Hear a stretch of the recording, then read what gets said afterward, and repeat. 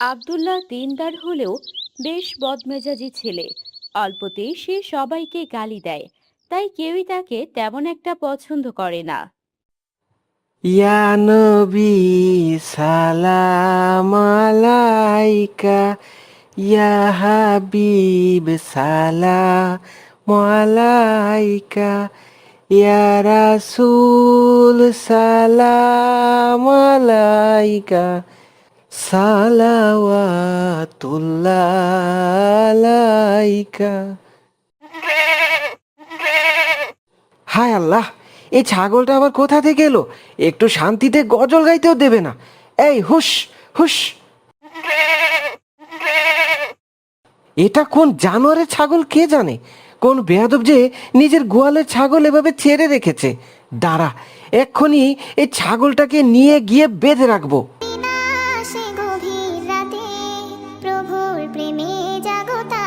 আসলে ছাগলটাকে ধরে বাড়ির উদ্দেশ্যে রওনা হয়। পথেই তার সঙ্গে আলীর দেখা হয়। আসসালামু আলাইকুম আব্দুল্লাহ। ওয়ালাইকুম আসসালাম। এখন তোমার সাথে কথা বলতে পারবো না। এই ছাগলটিকে আগে গিয়ে বেঁধে রেখে আসি। এই ছাগল নিয়ে তুমি কোথায় যাচ্ছ? এটা তো তোমাদের ছাগল নয়। হ্যাঁ, এটা আমাদের ছাগল নয়। তুমি কি জানো এটা কার ছাগল? দেখে তো মনে হচ্ছে এটা আয়শাদের ছাগল। ঠিক আছে ঠিক আছে, তোমাকে অনেক শুক্রিয়া। এই ছাগল নিয়ে আমি আগে আয়েশাদের বাড়িতে যাব। আসলে ছাগলটাকে ধরে বাড়ির উদ্দেশ্যে রওনা হয়।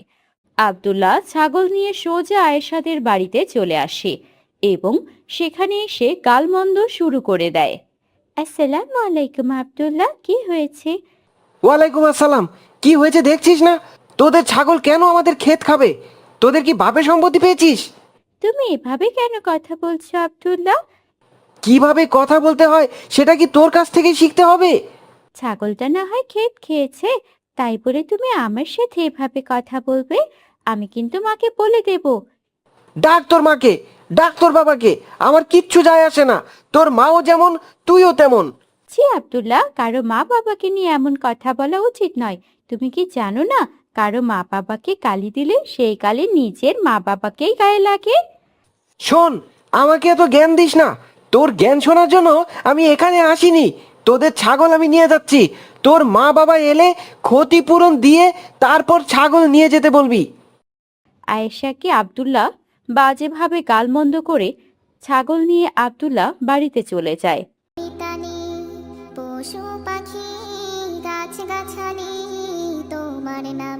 কি ব্যাপার আব্দুল্লাহ, এটা কার ছাগল নিয়ে এলে? এই ছাগলটা আমাদের ক্ষেত খাচ্ছিল, তাই ধরে নিয়ে এলাম। কিন্তু ছাগলটা আমাদের বাড়ি নিয়ে আসার কি দরকার ছিল? এটা যার ছাগল তাকে ফেরত দিয়ে বুঝিয়ে বললেই হতো। তুমি কি পাগল হয়ে গেছো নাকি মা? আমাদের ক্ষেত নষ্ট করেছে, আর আমি তাদের সাথে ভালো ব্যবহার করে বুঝিয়ে শুনিয়ে ছাগল দিয়ে আসবো? এভাবে কেন বলছো বাবা? ছাগল তো আর মানুষ না জেনে জ্ঞান বুদ্ধি থাকবে, ভুল করে খেতে ঢুকে গেছে। আরে তুমি চুপ করো তো মা। এটা আয়শাদের ছাগল। ওর বাবা মা এসে আমাদের ক্ষতিপূরণ দিলে তারপরেই ছাগল নিয়ে যাবে।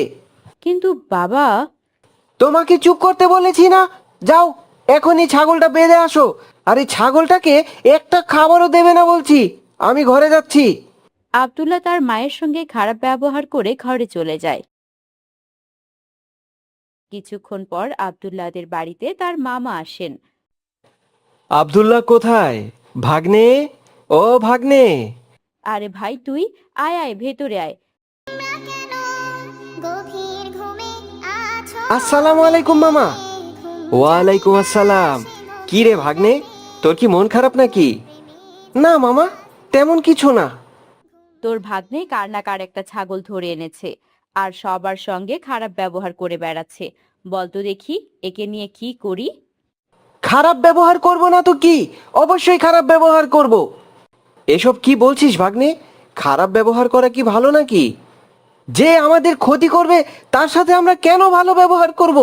এসব মানুষদের গালি না দিলে আমার শান্তি হয় না। এটা তো খুবই খারাপ কাজ ভাগ্নে।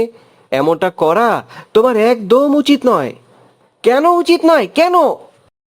ইসলামের দৃষ্টিতে গালি দেওয়া সম্পূর্ণ হারাম এবং কবিরা গুনাহ। কথায় কথায় গালি দেওয়া মুনাফিকের লক্ষণ। এবং এটি মানুষের সম্মানহানি ঘটায়।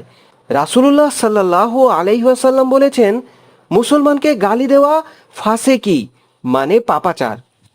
কিন্তু আমি তো ইচ্ছে করে গালি দেইনি, ওদের ছাগল আমাদের ক্ষেত নষ্ট করেছে, তাই আমি গালি দিয়েছি।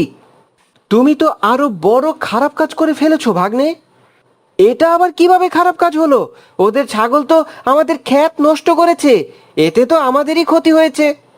শোনো তবে, প্রিয় নবী হযরত মুহাম্মদ সাল্লাল্লাহু আলাইহি ওয়াসাল্লাম বলেছেন, কোনো মুসলিম যদি কোনো গাছ লাগায় বা ফসল বনে এবং তা থেকে কোনো মানুষ বা পশু পাখি খায়, তবে তা ওই ব্যক্তির জন্য সদকা বা দান হিসেবে লেখা হবে।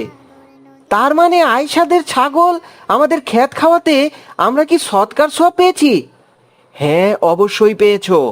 কিন্তু মামা, আমি যে আয়েশার সাথে অনেক খারাপ ব্যবহার করে ফেলেছি এবং ওর মা বাবাকে নিয়েও গালি দিয়েছি। এটা তুমি খুব খারাপ কাজ করেছো ভাগ্নে। এক্ষুনি ছাগল ফেরত দিয়ে এসো আর ক্ষমা চেয়ে এসো। ঠিক আছে মামা। এরপর আব্দুল্লাহ আয়েশাকে ছাগলটি ফেরত দেয় এবং তাদের কাছে ক্ষমা চায়। এর আগের ভিডিওতে কুইজের সঠিক উত্তর দিয়েছে জান্নাতুল ফেরদৌস, আদর, আব্দুল্লাহ, নওরিন, তাকিয়া, সুমাইয়া ও আরও অনেকে। আজকের কুইজ হলো, ফাতেমা রাদিয়াল্লাহু আনহু তাআলা এর স্বামীর নাম কি? আসসালামু আলাইকুম ফাতেমা। ওয়ালাইকুম আসসালাম ভাইয়া। এই দেখো, বাবার কাছ থেকে টাকা নিয়ে আমি কত সুন্দর একটা জার্সি কিনেছি। এটা কোনো জার্সি হলো? তার থেকে তো আর্জেন্টিনার জার্সি সুন্দর দেখতে। হাহা, তুই খেলাধুলার কি বুঝিস? আমাদের কাছে 5টা বিশ্বকাপ আছে, তোদের কাছে কি আছে রে? গত বিশ্বকাপে যে আমরা ওয়ার্ল্ড কাপ জিতলাম, সেটা কি তোমাদের মনে নেই? তোরা তো প্লান্টি দিয়ে বিশ্বকাপ জিতেছিস, আবার বড় বড় কথা বলছিস। দুই ভাই বোনের তর্কের মাঝে আব্দুল্লাহ চলে আসে। আসসালামু আলাইকুম হামজা, তোমরা দুজন কি নিয়ে ঝগড়া করছো? আব্দুল্লাহ ভাইয়া, তোমাকে এসব বুঝিয়ে কি কোনো লাভ আছে? তুমি তো বিশ্বকাপ দেখোই না। হ্যাঁ, ফাতেমা ঠিকই বলেছে। তুই এত বড় একটা ছেলে, বিশ্বকাপ দেখিস না? তুই তো খুব খ্যাত হয়ে গেছিস রে। ওসব বাদ দে, চল আমরা খেলতে যাই। ধুর, তোর সাথে কে খেলবে? আমি তো খেলবো ব্রাজিল ফ্যানদের সাথে। তুই বাড়ি চলে যা। হামজা তখন আব্দুল্লাহকে খেলার জন্য মানা করে দেয়। তখন আব্দুল্লাহ মন খারাপ করে বাড়ি চলে আসে। আসসালামু আলাইকুম আব্দুল্লাহ। ওয়ালাইকুম আসসালাম মা। কি ব্যাপার আব্দুল্লাহ, তোমার মন খারাপ কেন? ও তুমি বুঝবে না মা। মায়েরা সব বোঝে বাবা, বলো তোমার কি হয়েছে? মা, আমার কিছু টাকা লাগবে, আমি একটা জিনিস কিনবো। কি জিনিস কিনবে বাবা? উফ, শুরু হয়ে গেল তো। কিছু একটা কিনতে চাইলে কি কিনবো, কোথায় কিনবো, সব শুরু করে দাও। আচ্ছা ঠিক আছে, এত রাগ দেখাতে হবে না। কত টাকা লাগবে বলো? এই 400 টাকার মতো দিয়ে দাও। ঠিক আছে দিচ্ছি, কিন্তু বাজে কাজে খরচ করো না। আব্দুল্লাহর মা তার জমানো টাকা থেকে আব্দুল্লাহকে 400 টাকা দিয়ে দেন। আব্দুল্লাহ সেই টাকা দিয়ে দোকান থেকে একটা ব্রাজিলের জার্সি কিনে নেয়। পরের দিন সে লুকিয়ে সেই জার্সি পরে হামজাদের বাড়িতে চলে যায়। আসসালামু আলাইকুম হামজা, এই দেখ আমি কি পরে এসেছি। আরে বাহ, তুই জার্সি কিনে ফেলেছিস? হ্যাঁ রে, আম্মুর কাছ থেকে টাকা নিয়ে কিনে ফেললাম। আরে এই না হলে আমার বন্ধু। জার্সি কিনলে কি হবে? তুমি কি খেলার কিছু বোঝো? এই ফাতেমা, তুই চুপ কর। খেলার কিছু বোঝে না, এখন থেকে বুঝবে। কিন্তু কিভাবে খেলা বুঝবো? শোন বন্ধু, তুই কাল ঠিক রাত 4টায় আসতে পারবি? এত ভোরে কিভাবে আসবো? আরে না আসলে খেলা দেখবি কি করে? তুই কিছু একটা ম্যানেজ করে আমাদের বাসায় চলে আসিস। ঠিক আছে, ইনশাআল্লাহ চলে আসবো। ঘুম যদি না আসে গভীর রাতে, প্রভুর প্রেমে জাগো তাসবিহ হাতে। পরের দিন আব্দুল্লাহ ভোরে 4টায় ঘুম থেকে উঠে পড়ে, কিন্তু বাড়ি থেকে বের হওয়ার সময় মায়ের সঙ্গে তার দেখা হয়। কি ব্যাপার আব্দুল্লাহ, এত ভোরে উঠে কোথায় যাচ্ছ? মা, তুমি? আসলে হ্যাঁ, আমি তো নামাজে যাচ্ছি মা। আজকে একটু তাড়াতাড়ি যাচ্ছ দেখি। ভোরের আবহাওয়াটা একটু গায়ে মাখতে চাই। প্রবাদে আছে না, সকালবেলার হাওয়া 1000 টাকার দাওয়া। আচ্ছা যাও, কিন্তু সাবধানে ফিরে এসো। আল্লাহ হাফেজ।